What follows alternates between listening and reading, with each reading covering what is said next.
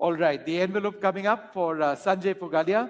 And if Sanjay ji, you can just read that out for us.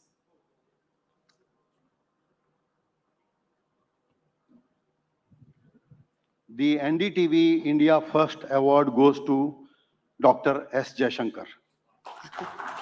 Well, 2024 has undoubtedly been the year of India, and under Dr. S. Jaishankar's guidance, India has skillfully navigated global alliances, balancing relationships with major powers like the US, the European Union, and Russia, while expanding ties in Asia, the Middle East, and Africa. Dr. Jaishankar's approach to international relations, characterized by India's multi-alignment strategy, has allowed India to retain our autonomy and avoid being into polarizing geopolitical blocs, thus emerging as a neutral, stabilizing force in the face of many crises engulfing the world. Okay. Come, Please come, please. sir. Oh, please do.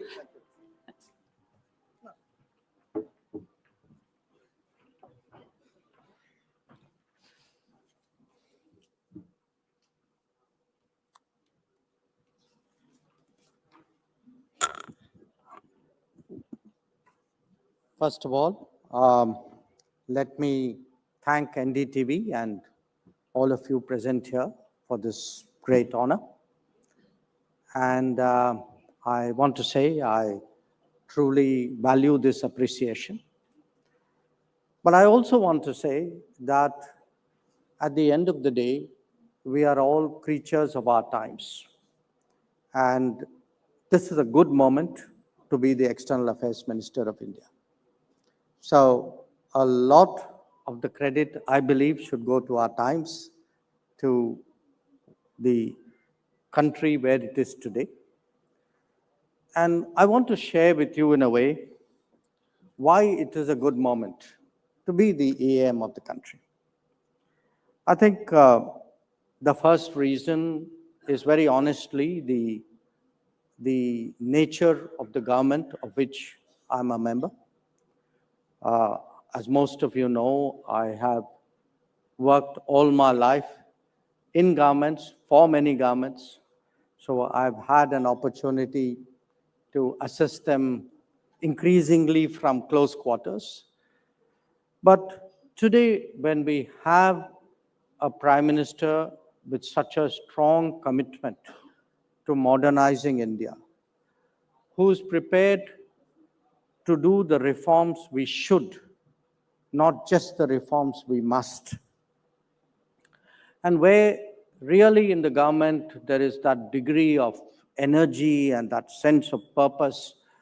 And I can tell you almost in a way every week when the cabinet meets, if you look at the decisions which are taken, the policy implications that they have, it's really an extraordinary period in our national life. And for me, it is a great privilege to participate in it because it is very much a team effort. It's a very integrated way of working. And I would say again, as someone, who's in a way a kind of relatively a specialist in their domain, for me, this period has been a period of great learning as well. The second reason why it's a good time is actually because the external and the domestic, this dynamic has become much closer today than it has ever been before. Yesterday, I was attending a book release event, and one of the speakers said something which caught my attention. They said that when we started our economic reforms in 1992, 91, 92, we were a $250 billion economy with a trade of $40 billion. Today, we are a $4 trillion economy with a trade of $800 billion. So think about it. I'm throwing these numbers at you because It's a way of measuring how much more today we are dealing with the world, how much more the world matters to us, how much more we matter to the world.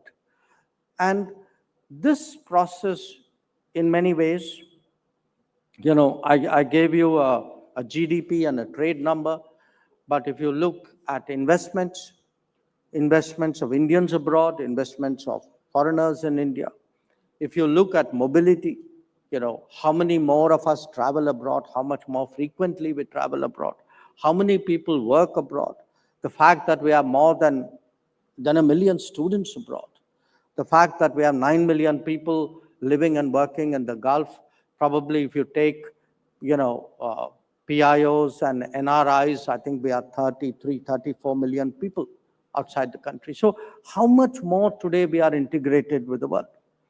But it's not just the physical integration. There's also today a connectedness. All of us, from the time we get up to the time we sleep, we pick up the phone, we look at the phone to see what's happening in the world. And the resulting awareness, the resulting sense of empathy or affinity or concern for something which is happening elsewhere, and understanding something happening somewhere can impact our lives. I think all of this today has actually profoundly changed the country, it has changed the society. And what it has done, in many ways, it has actually made foreign policy much more relevant to Indian society. So I could say in some ways, not as a personal testimonial, but as a description of the times today, that I have the privilege of being a foreign minister who can travel around India and find in the remotest parts of India an interest in foreign policy, which probably was not there even 5-10 years ago. A third reason is India itself. I think we are far more ambitious. We are far more aspirational. I came in at the tail end of my colleague Ashwini ji's remarks. And, some of what I heard him say, that itself should tell us really how much, what are the times that we live in. This is no longer an era where people are satisfied with the basics. This is not their expectation. This is not the limit of their expectation of the government anymore. That what in a way the digital public infrastructure has done, the implications it has had, not just for governance, for our ability to deliver benefits. That what he spoke about, the food and nutrition support, the health facilities we give, the houses we give, and these are the citizens' entitlements, except they were the citizens' dreams at one point of time. Today, they are the citizens' demands. In many ways, the citizens' achievements which they have in their hand. So we are living in times where the quality of life is different, quality of jobs are different, quality of expectations are different. And if we look at our own conversations, we look at the national conversation, we are today talking increasingly seriously about Make in India, about being Atmanirbhar Bharat. We are aspiring to a Viksit Bharat. It's not an aspiration we would have had 5-10 years ago. Or, in fact, if one looks even at the achievements which give these aspirations credibility, this is today a kind of a can-do generation, a generation that has done the Chandrayaan, a generation which, was probably the most efficient producer and inventor of vaccines during COVID, which has produced its telecom technology. We talk of an India stack today, we talk of our own 5G technology. Or, as my colleague probably mentioned before I came in, a generation which today produces its own trains, Vande Bharat, of which we can be justifiably proud. Now, that's what's happening inside the country. But if you look outside the country, my particular responsibility, again, if you look in terms of our ambition and aspiration, we are charting our own way.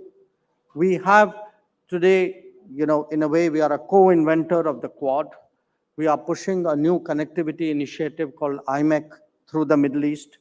We were the progenitors of the International Solar Alliance of a disaster resilient. So in a way, this is today a country of ideas. It is a country which is shaping global conversations.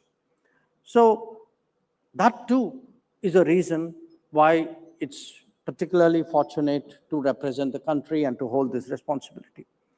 But I do want to say a few words also about our capability and our confidence. I spoke about the COVID.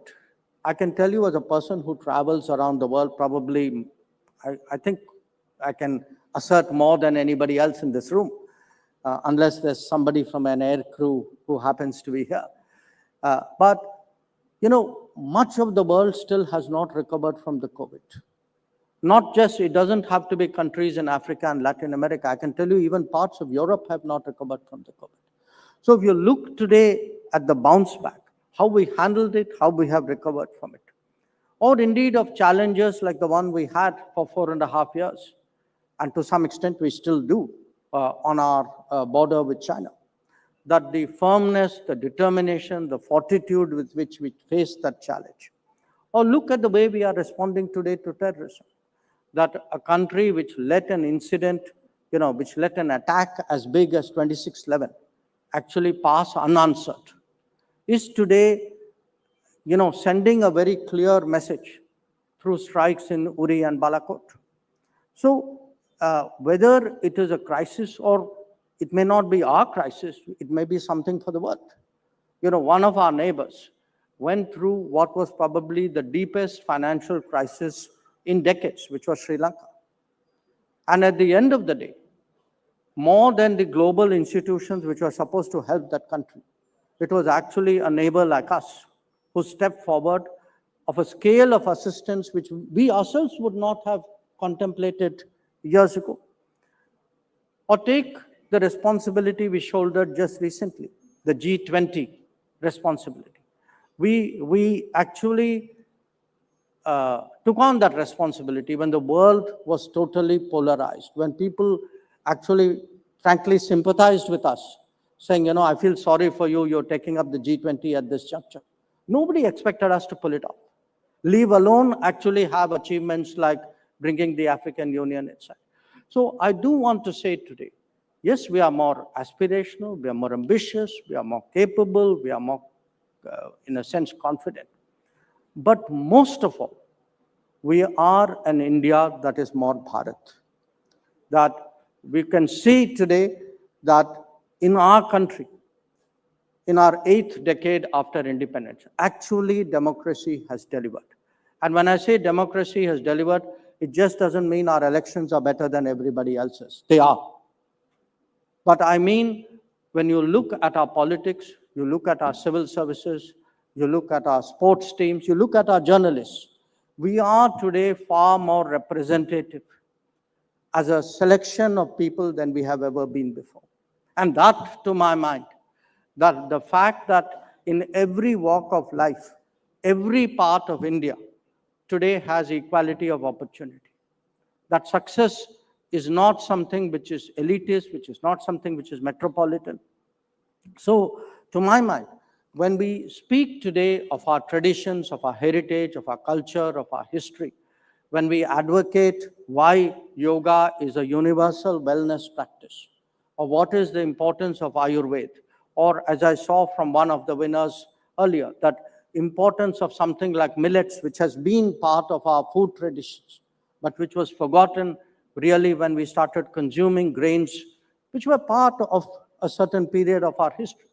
So we are today a country under transformation, but a country who are, in a way, both staying true to our tradition and yet using technology to look ahead in our future. So I held forth at some length. I hope you would excuse me for that. But I do want to share with you today what a privilege it is today to be a face of this country abroad.